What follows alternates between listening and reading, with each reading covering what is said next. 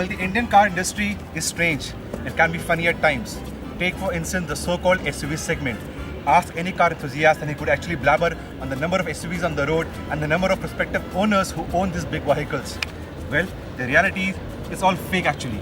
95% of these SUVs are actually 4x2 and they lack the essential hardware for that go anywhere capability. This is where you and I as enthusiasts have limited options. The Maruti Gypsy and of course Mahindra Thar. The Gypsy again is hard to get and it's a petrol version. The Thar, well, it's very good, it's very capable, but then again it lacks essential hardware. No snorkel, no differential locks, not actually high ground clearance also. So in this case, what do? What we need is actually pure raw force. The Force Gurkha 4x4x4.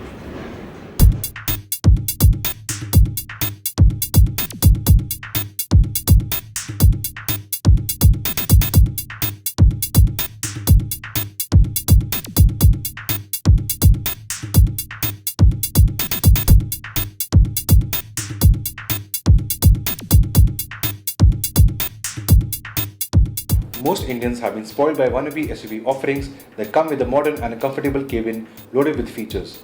However, in the case of the Gurkha, its typical owner will either be sand dune bashing or out on the beach splashing water full of sea salt or in Ladakh ripping across non-tarmac sections. This is where you would need a no-nonsense cabin with minimal electrical appliances or features. The Gurkha hence comes with all the basic features like an aircon, power steering and a lockable glove box. The important thing is that seats are very comfortable and a step up as compared to the Mahindra Thar. Further, the dual tone color scheme looks very pleasing and the armrests are more than welcome. Our only grouse are the high envisaged levels for a vehicle that will cost over 9 lakh rupees on road. The hardtop versions get a front facing rear seat while the softer versions get side facing rear seats.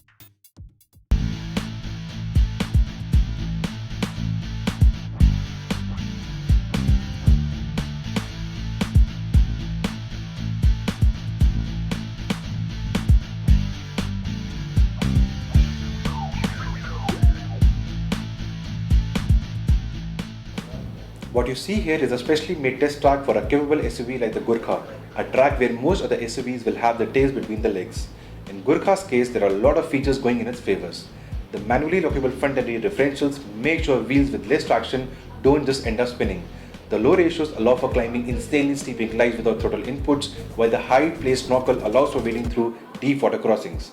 Steering is low geared and helps during extreme off-roading, while the long suspension travel shows its traits while going deep into small craters. The downfall we found was the effort required to change gears, lock the differentials or while shifting into low ratios.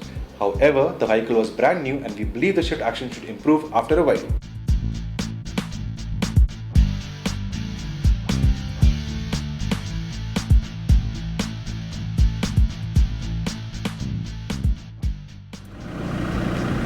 Well, we just took the Gurkha through a very extreme off-road track. We had declines, we had inclines, we had slush. We had huge undulations in the form of huge potholes, and what we have now is a way to clean up the Gurkha with dirt from the outside, and we're gonna be water wading and probably gonna go a little fast to make sure the bumpers and the wheels come out clean.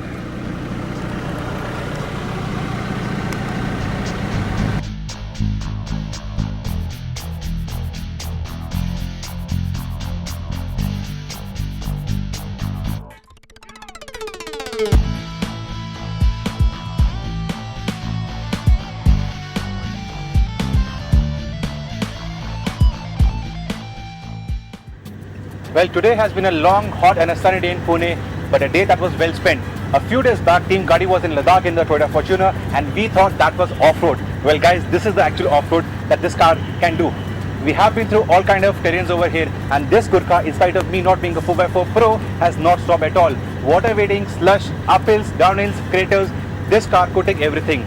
So it is not for those who already own a Scorpio or a Safari or a Ariya or a XUV. It's not for those who want features or comfort or luxury. It's for those for whom off-road matters, for whom Ladakh is a second home, for whom off-road trails, mountains, beaches, mining areas, all that matters. And in this case, all the shortcomings of this Gurkha will not matter to such owners. And that is the reason why I feel the modest target of 1000 units per year is easily achievable. With that note, it's time for me to take one more spin in the Gurkha. See you on Facebook and Twitter.